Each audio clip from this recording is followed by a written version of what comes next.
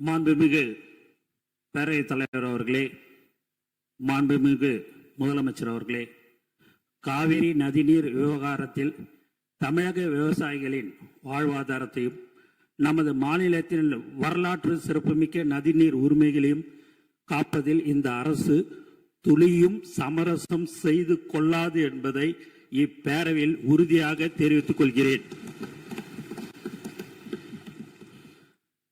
கர்நாடகாவின் தற்போதைய முதலமைச்சர் அவர்கள் மேகதாது பிரச்சனையை சமீபத்தில் எழுப்பிய உடனேயே மாண்புமிகு தமிழக முதலமைச்சர் அவர்கள் 25/5/2026 அன்று அரசு தலைமை வழக்கறிஞர், உச்ச நீதிமன்ற மூத்த வழக்கறிஞர் மற்றும் உயர் அதிகாரிகளுடன் ஆலோசித்து இப்பிரச்சனையை குறித்து எடுக்க வேண்டிய நடவடிக்கைகளை பற்றி அறிவுறுத்தினார்கள்.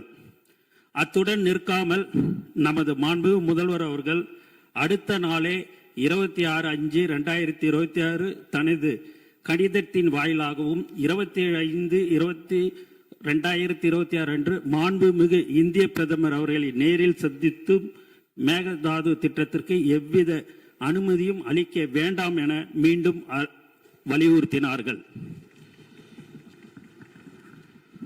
மாண்புமிகு தமிழக முதல்வர் அவர்கள் 25/5/2026 அன்று உத்தரவிட்டதின் அடிப்படையில் தமிழ்நாடு அரசு சார்பாக புதுடெல்லியில் உள்ள தேசிய பசுமை தீர்ப்பாயத்தின் முதன்மை அமர்வில் மேகதாது திட்டத்தை எதிர்த்து 27/5/2026 அன்று ஒரு மனு தாக்கல் செய்யப்பட்டுள்ளது.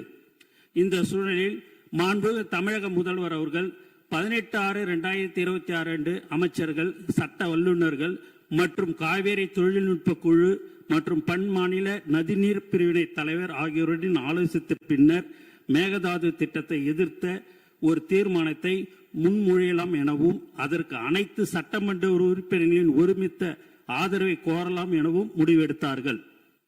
காவேரி நதிநீர் விவகாரத்தில் ஒருமனதாக ஏற்றப்பட்ட தீர்மானத்தில் மாண்புமிகு எதிர்க்கட்சி தலைவர் அவர்கள் 4/3/2026 அன்று தமிழ்நாடு அரசு ஒன்றிய அரசுக்கு மேகதாது அணை விவகாரம் குறித்து ஒரு புதிய நடுவர் மன்றம் அமைக்க முன்மொழிகள் அனுப்பியதும் குறித்து தீர்மானத்தில் சேர்க்க கோரிக்கை வைத்தார்.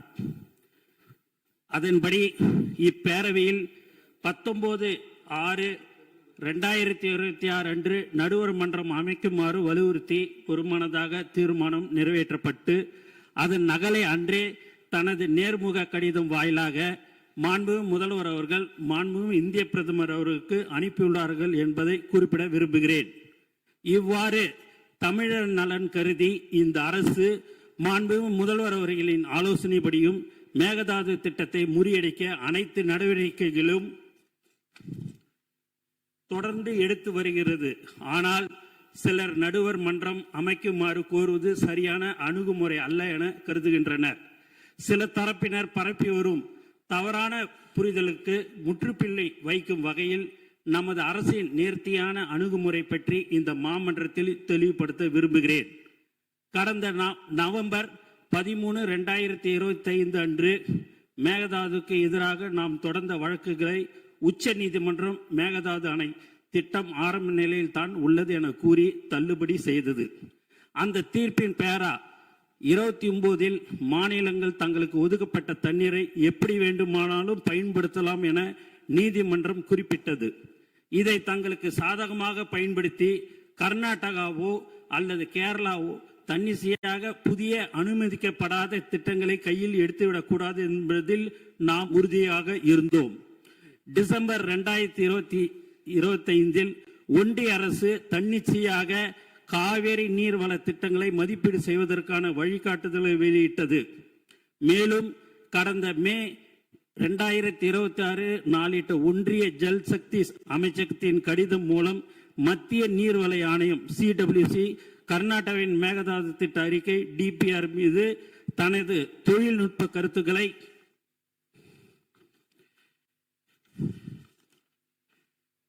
வழங்கி அடுத்த கட்ட நகர்வுக்கு காத்திருப்பது அம்பலமாகி உள்ளது. இருப்பினும் இந்த வழிகாட்டுதல்களை கடுமையாக எதிர்த்தும் தமிழ்நாடு அரசு 9/6/2026 அன்று ஒரு கடிதம் எழுதியுள்ளது. இந்த சூழ்நிலையின் தீர்வை கருத்தில் கொண்டு ஏற்கனவே குறிப்பிட்டவாறு நமது மாண்பு முதலமைச்சர் அவர்கள் அண்மையில் 27/5/2026 மாண்புமிகு இந்திய பிரதமர் அவர்களை நேரில் சந்தித்து மேகதாது அணை விவகாரம் குறித்த தமிழ்நாட்டின் நியாயமான கவலைகளை குறிப்பிட்டு கோரிக்கை மனு சமர்ப்பித்துள்ளார்கள்.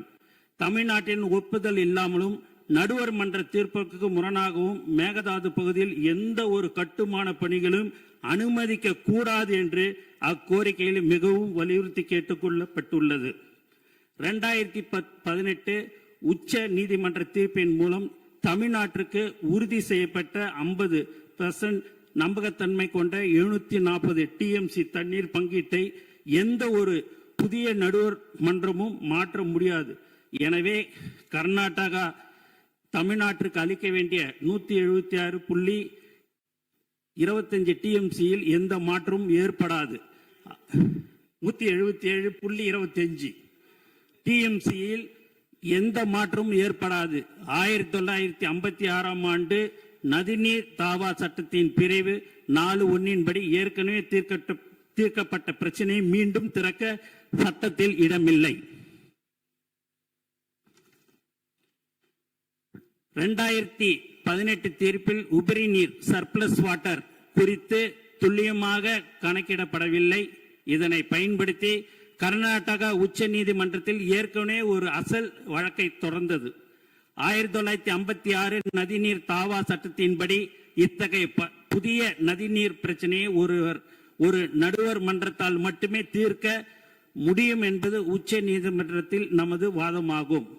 காவேரி மேலாண்மை ஆணையம் CWMA கர்நாடகாவின் விரிவான திட்ட அறிக்கையை DPR நிராகரித்து விட்டது என்று கூறுவது முற்றிலும் தவறானது. காவேரி மேலாண்மை ஆணையம் CWMA கர்நாடகாவின் விரிவான திட்ட அறிக்கையை DPR நிராகரிக்கவில்லை. மாறாக எவ்வித கருத்தும் கூறாமல் மத்திய நீர்வள ஆணையத்திடமே CWC திருப்பி அனுப்பியுள்ளது. எனவே ஆபத்து இன்னும் நீங்கவில்லை. மாண்புமிகு பேரவைத் தலைவர்களே, ஒன்றிய அரசும் கர்நாடகாவும் புதிய வழிகாட்டுதலின் கீழ் மேகதாது திட்டத்தை மறைமுகமாக மேற்கொள்ள முற்படும் வேளையில் நாம் கைகளை கட்டிக்கொண்டு வேடிக்கை பார்க்க முடியாது. அந்த வகையில் மாண்புமிகு முதலமைச்சர் அவர்கள் மாண்புமிகு இந்திய பிரதமர் அவர்களிடம் வழங்கிய கோரிக்கையின் தொடர்ச்சியாகவும் ஒன்றிய அரசின் தன்னிச்சையான நகர்வுகளை முடக்குவதற்கும் உபரி நீர் மீது தமிழ்நாட்டின் உரிமையை நிலைநாட்டுவதற்கும் ஒரு மிக சிறந்த அணுகுமுறையாகவே புதிய நடுவர் மன்ற கோரிக்கையை முன்வைத்துள்ளோம்.